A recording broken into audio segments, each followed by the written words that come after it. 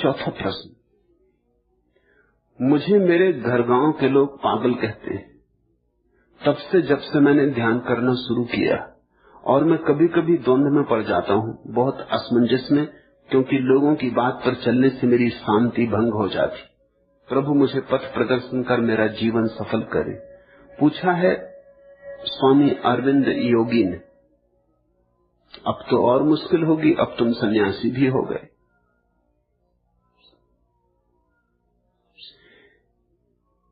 लोग पागल कहते हैं,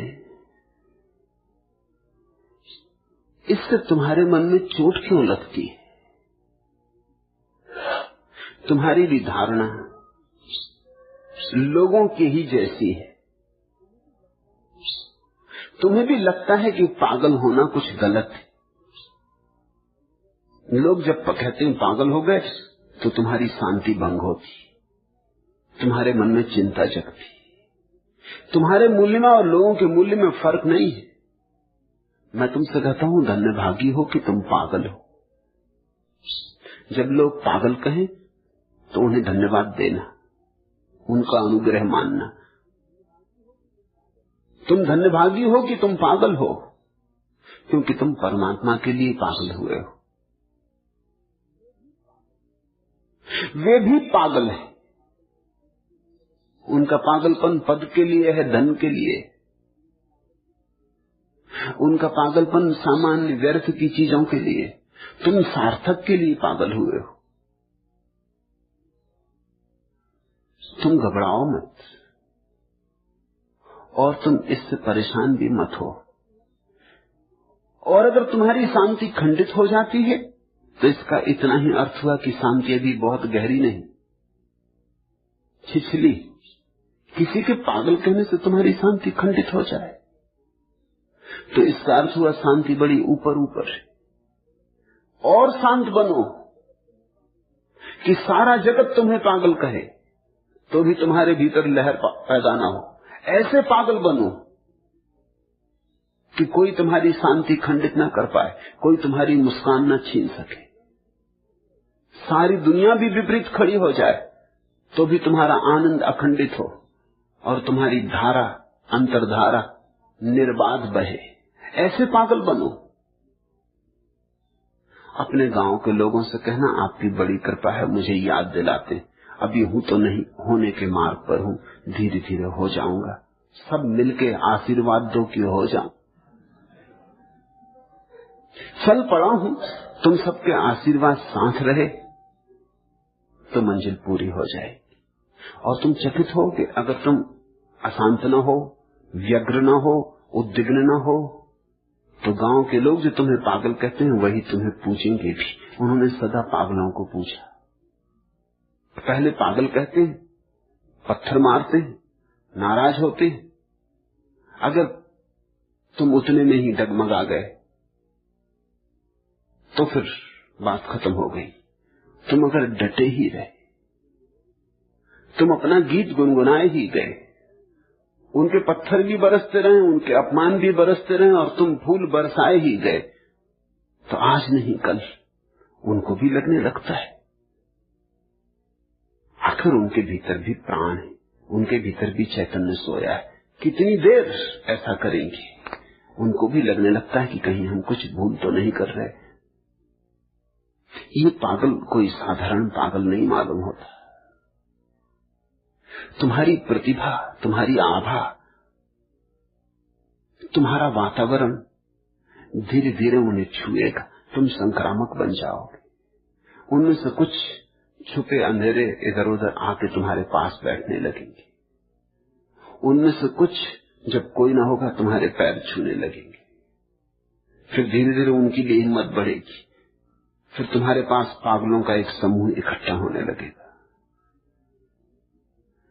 वो जो तुम्हारे विरोध में थे, अब धीरे धीरे तुम्हारी उपेक्षा करने लगेंगे। वे जो तुम्हारी उपेक्षा करते थे, अब धीरे धीरे तुम में उत्सुक होने लगेंगे। वे जो तुम में उत्सुक थे, धीरे धीरे तुम्हारी पूजा में संलग्न होने लगेंगे। ऐसा ही सदा हुआ है। तुम घबराओ मत। और अगर तुम मुझसे पूछते हो तो गांव वालों का ऐसा कहना तुम्हारे लिए एक अवसर है, वो तुम्हारे लिए एक मौका जुटा रहे हैं, एक कसौटी खड़ी कर रहे हैं जिस पर तुम अगर खरे उतरे तो तुम धन्यभागी हो जाओगे। रोम रोम में खिले चमेली, सांस सांस में महके बेला, पोर पोर से झरे मालती, अंग अंग जुड़े जूही का मेला, पग पग लहरे मान सरोवर, डगर डगर छाया कदम्ब की, तुमने क्या कर दिया उम्र का खंडहर, राज भवन लगता है। जाने क्या हो गया कि हरदम बिना दिए के रहे उजाला, चमके टाट बिछावन जैसे, तारों वाला नील दुसाला, हंसता मलक हुए सुख सारे, दुख के ऐसे ढहे कगारे, व्यंग वचन लगता था जो कल तक, वह अब अभिनंदन लगता है। तुम ऐसे जियो कि तुम्हारे पोर पोर से महके बेला, सांस सांस में खिले चमेली, अंग अंग में जूही का मेला। तुम ऐसे जियो। तुम फिक्र छोड़ोगे क्या कहते हैं, वे तुम्हारे हित में ही कहते, अनजाने तुम्हारे हित का ही आयोजन कर रहे हैं। तुम उनकी परीक्षा में खरे उतरो, अगर उतर सके तो किसी दिन तुम कहोगे जाने क्या हो गया कि हरदम बिना दिए के रहे उजाला।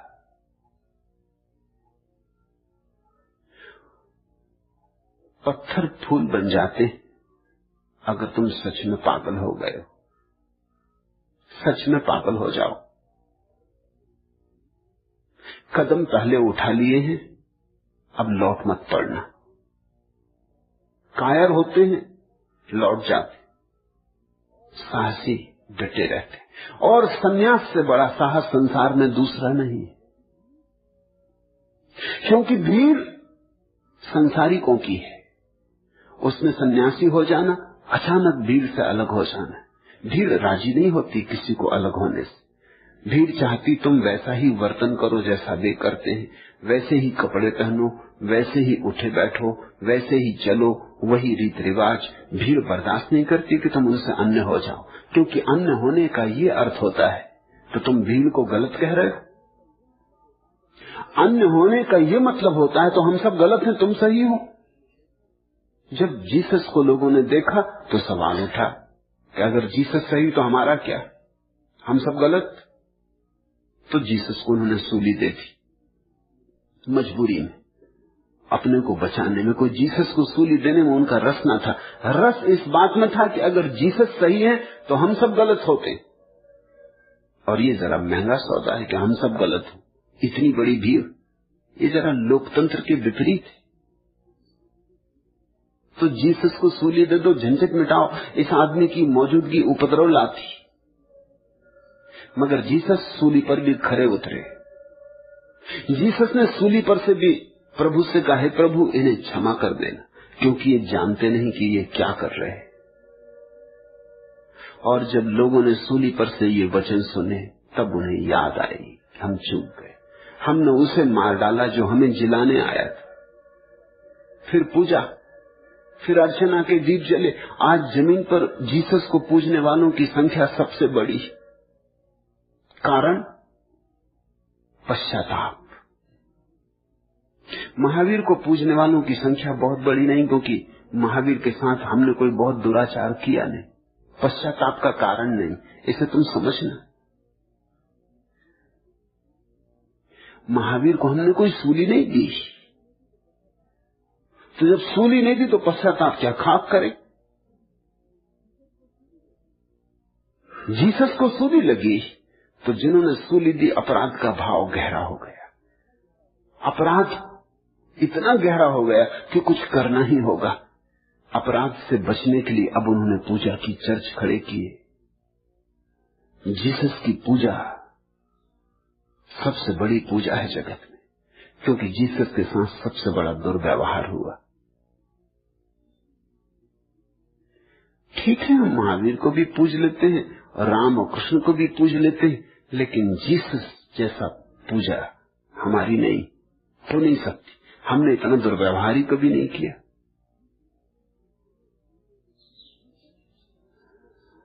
जीसस की ईसाइयत दुनिया में जीतती चली गई, उसका कुल कारण क्रास पर लगी सूली है।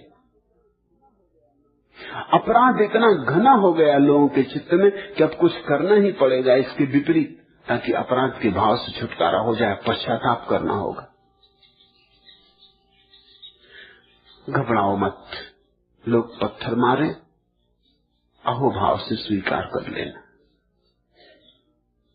वही प्रार्थना मन में रखना कि ये जानते नहीं क्या कर रहे हैं, या शायद परमात्मा इनके माध्यम से मेरे लिए कसौटियां जुटा रहा है। तुम पूरे पागल हो जाओ, तुम इतने पागल हो जाओ कि कौन क्या कहता है इससे तुम्हारे मन में कोई क्षोभ और कोई अशांति पैदा न हो। ऐसे मतवाले ही प्रभु की मधुशाला में प्रवेश करते।